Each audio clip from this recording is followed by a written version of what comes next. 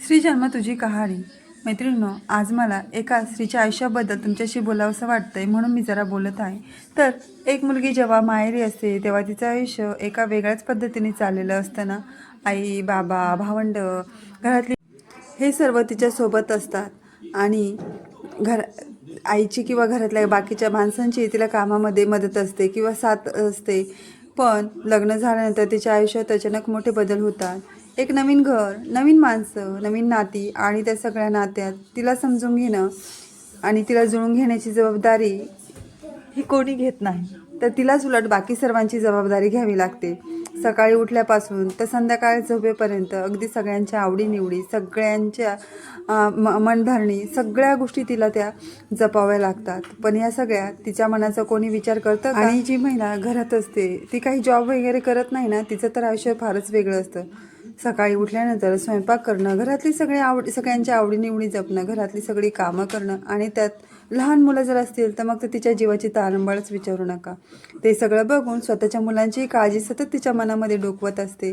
सतत मुलांचाही विचार असतो, आपल्या मुलांनी खाल्लं की नाही, मुलांच्या आवडीचं नसेल तर मुलं जेवत पण नाही. अशा वेळेस आईच्या मनामध्ये तर खूप विचार येतात, कारण घरच्यांचाही विचार करून मग मुलांचाही विचार करावा लागतो.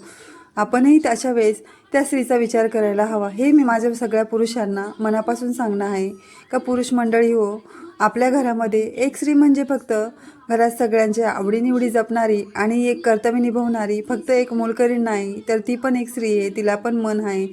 ती सगळ्यांच्या गरजा पूर्ण करता करता स्वतः किती मागे पडते. स्वतःची गरज ती कधी विचारतही घेत नाही आणि तरीही तिच्या चेहऱ्यावर एक हसू असतं, कारण तिला तिच्या कुटुंबाची काळजी असते.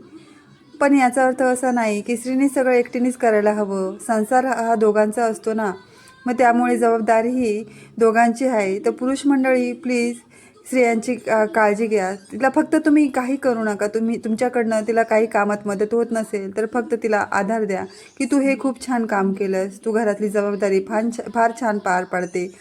असे हे दोन शब्द प्रेमाचे जरी बोलले तर तिला खूप गड जिंकल्यासारखं वाटेल. तर चला मंडळी, तुम्हाला हा माझा स्त्री जीवनाविषयीचा थोडा जरी व्हिडिओ आवडला असेल तर प्लीज चॅनलला लाईक, शेअर, सबस्क्राईब करा आणि पूर्ण व्हिडिओ आपल्या सिटी लाईफस्टाईल या चॅनलवर दिलेला आहे. चला भेटूया असेच एका नवीन व्हिडिओसोबत. तोपर्यंत धन्यवाद.